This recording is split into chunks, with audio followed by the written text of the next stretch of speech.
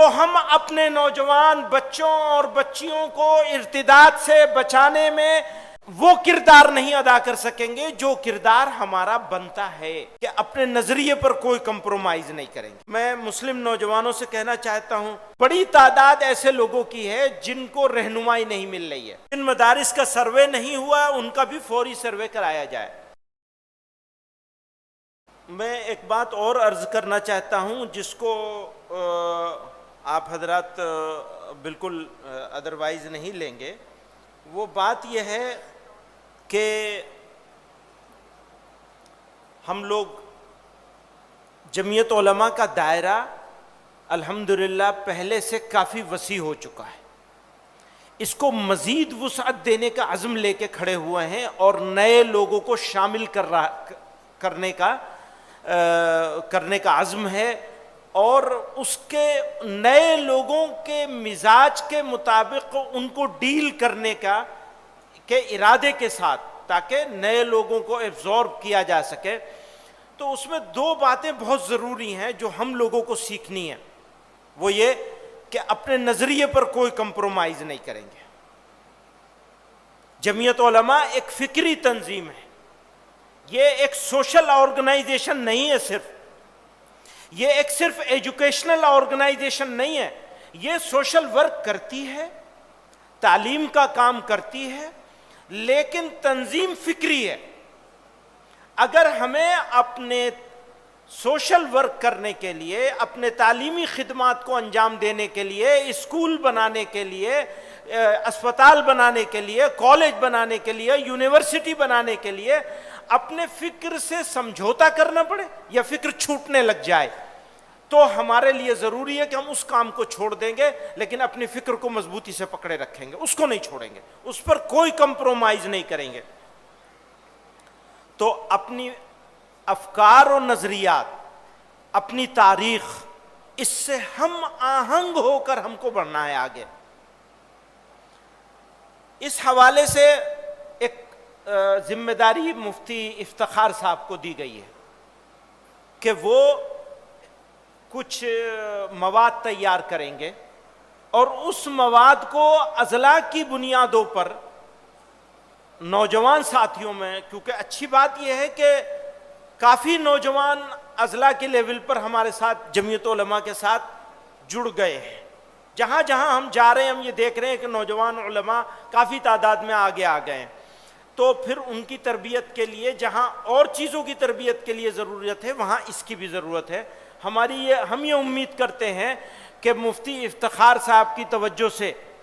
وہ مفتی شمس الدین صاحب کی توجہ سے، مفتی افتخار صاحب آپ حضرات مل کر جلدی سے اس کو تیار کر لیں گے، پھر یہ اکابر اس کو ایک نظر دیکھ لیں گے اور اس کے اوپر کام شروع ہو جائے گا۔ اسی میں ایک اور اہم بات ہے، وہ یہ کہ جو نوجوان علماء فارغ ہو رہے ہیں مدارس سے، ان میں ان کی طرف سے ان کے بارے میں ایک شکایت یہ آ رہی ہے کہ فارغ ہونے کے ساتھ اور فارغ ہونے کے فوراً بعد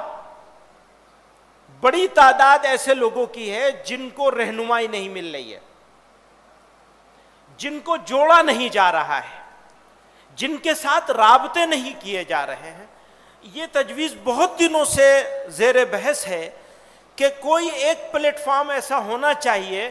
جو نئے فارغ علماء کو اپنے ساتھ جوڑے۔ تو جمعیت علماء سے بہتر تو کوئی نہیں ہو سکتا، تو جمعیت علماء کے پاس کوئی ایسا نظام ہونا چاہیے، یا جمعیت علماء کو اس کے بارے میں سوچنا چاہیے اور کرنا چاہیے۔ یہ ایک تجویز ہے۔ میں مسلم نوجوانوں سے کہنا چاہتا ہوں کہ ان کو ہوشیار رہنے کی بہت ضرورت ہے۔ یہ جو جذبات کا کھیل ہوتا ہے، لوگوں کو جذبات، ایک طرف سے گالی دلوائی جا رہی ہے تو جواب میں آپ کو بھی گالی دینے کے لیے اکسایا جا رہا ہے، تو پلیز اس سے ہوشیار رہیے، اس کے چکر میں بالکل مت پڑیے۔ اگر آپ اس کے چکر میں پڑیں گے تو ہمارا نقصان ہو جائے گا۔ آخری بات کرنے سے پہلے، ابھی این سی پی سی آر آج ہی ہمارے پاس رات ایک وہ آیا ہے، نوٹس آیا ہے کسی NCPCR کا جو کمیشن ہے اس نے یو پی کے چیف سیکریٹری کو یو پی گورنمنٹ کو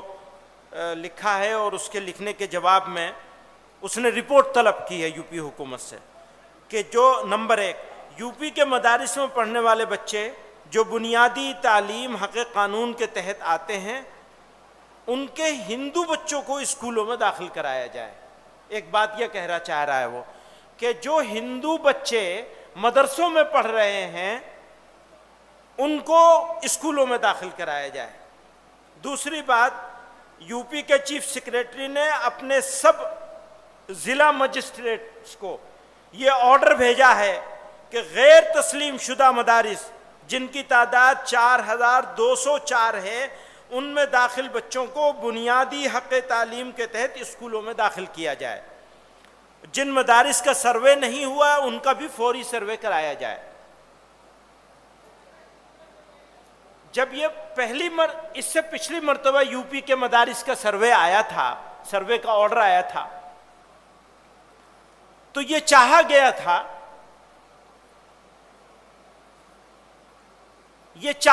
تھا کہ اس سروے کا بائیکاٹ کیا جائے، لیکن دارالعلوم دیوبند نے یہ فیصلہ کیا کہ اس سروے کو سپورٹ کیا جائے، بلکہ ہم ہی سروے کر کے دے دیں گے۔ بہرحال وہ دارالعلوم دیوبند نے کیوں فیصلہ کیا وہ دارالعلوم دیوبند جانے۔ آج ہم پھر یہ بات کہنا چاہتا ہوں میں یہاں آپ حضرات سے، اور اس پہ اگر کسی کو کوئی کہنا ہو تو ہماری طرف سے دعوت ہے، آپ کہہ سکتے ہیں۔ ہمارا بالکل واضح ہے، جو حق تعلیم کا قانون ہے اس قانون میں مدارس اسلامیہ کا استثناء مدارس اسلامیہ کو حاصل ہے، اور ہم اس استثناء کے حق سے، وہ ہمارا دستوری حق ہے، اس سے دستبردار ہونے کے لیے تیار نہیں ہے کسی قیمت پر۔ یہ ہماری زندگی اور موت کا سوال ہے، ہم اس پر کوئی کمپرومائز نہیں کریں گے، نمبر 1۔ نمبر 2، اپنے علماء کو اس بات کے لیے تیار کرنا ہم اپنا فرض منصبی سمجھتے ہیں کہ وہ موجودہ زمانے کے تقاضوں کو پہچاننے کی قابلیت اپنے اندر پیدا کر لیں،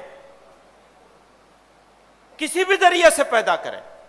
اگر موجودہ زمانے کے علماء موجودہ زمانے کے تقاضوں کو سمجھنے میں ناکام رہیں گے تو ہم اپنے نوجوان بچوں اور بچیوں کو ارتداد سے بچانے میں وہ کردار نہیں ادا کر سکیں گے جو کردار ہمارا بنتا ہے۔ تو عصری تعلیم نوکریوں کے لیے نہیں، عصری تعلیم مبلغین کے لیے، صحیح تبلیغ کر سکے، خطبہ کے لیے اس لہجے میں اس انداز میں خطاب کر سکیں، خطبہ دے سکیں۔ نوجوان بچوں اور بچیوں کے سامنے جو تردد اور شک پیدا کیا جا رہا ہے اس شک اور تردد کا جواب دے سکیں، ان کی زبان کو سمجھ سکیں، ان کے اصطلاحات کو سمجھ سکیں۔ یہ ہماری اس وقت کے علماء کی، نوجوان علماء کی، کام کرنے والوں کی بڑی ضرورتوں میں سے ایک بہت بڑی ضرورت ہے۔ میں چونکہ بڑے علماء موجود ہیں اس مجلس میں، اس لیے یہ نہیں کہہ رہا ہوں کہ سب سے بڑی ضرورت ہے، احتیاط سے بول رہا ہوں، چند بڑی ضرورتوں میں سے ایک ضرورت ہے۔ خدا را اس ضرورت کی طرف متوجہ ہو جائیے۔ میں اس بات میں پورا یقین رکھتا ہوں، ہندوستان کے مسلمانوں کی، اس ملک کی آبرو اگر کوئی ہے تو وہ علماء کرام ہیں۔ اگر علماء کمزور رہیں گے، طاقتور نہیں ہوں گے تو ملک کمزور ہو جائے گا۔ یہ میرے ملک کا سوال ہے، ملک کے اسلام کا سوال ہے، اس ملک میں بسنے والی آبادیوں کا سوال ہے، ہمارے بچوں کا سوال ہے، مستقبل کا سوال ہے۔ تو میں ہاتھ جوڑ کر معذرت کے ساتھ، معافی کے ساتھ بار بار آپ سے یہ عرض کرتا ہوں، اپنے اندر طاقت پیدا کرنی ہے، اور اپنے سب ساتھیوں سے کہتا ہوں، اپنے آپ سے کہتا ہوں، جو چیز ہم نے سیکھی نہیں ہے اس کو ہمیں سیکھنے کی کوشش کرنی چاہیے، کوئی شرمانے کی بات نہیں ہے۔ اگر میں انگریزی سیکھ سکتا ہوں، اگر مجھے کمپیوٹر سیکھنا ہے تو مجھے اس عمر میں بھی، حالانکہ میں یہ بار بار کہتا ہوں میرا پیر تو قبر میں ہے، پھر بھی اس عمر میں بھی اگر مجھے کمپیوٹر سیکھنے کی ضرورت ہے مجھے سیکھنا چاہیے۔ مجھے اگر انگریزی سیکھنے کی ضرورت ہے مجھے سیکھنے کے لیے کوشش کرنی چاہیے۔ ہندی مجھے تو اپنا بچپن یاد ہے، امروہہ تشریف لے گئے تھے ہمارے حضرت رحمۃ اللہ علیہ، اور ہمارے مربی مشفق محترم استاد تھے حضرت قاری عثمان صاحب رحمۃ اللہ علیہ، ان سے ان دونوں کی گفتگو ہو رہی تھی، میں نے سنا ہے، حضرت فرما رہے تھے اس کو ہندی پڑھا رہے ہیں آپ نہیں پڑھا رہے ہیں؟ تو حضرت قاری عثمان صاحب رحمۃ اللہ علیہ نے مجھے بھی مولوی سلمان کو بھی دونوں کو ہندی پڑھوائی ہے باقاعدہ، ہم نے 5ویں کلاس تک، حفظ کے زمانے میں 5ویں کلاس تک کی تعلیم حاصل کی ہے۔ حضرت مولانا ارشد مدنی صاحب فرما رہے تھے حفظ کے ساتھ کر لیا جائے، صحیح بات ہے، حفظ کے زمانے میں آسانی سے پڑھایا جا سکتا ہے، پڑھا جا سکتا ہے، حفظ کی رفتار کو تھوڑا سست کر دیا جائے اور ساتھ میں یہ لگا لیا جائے۔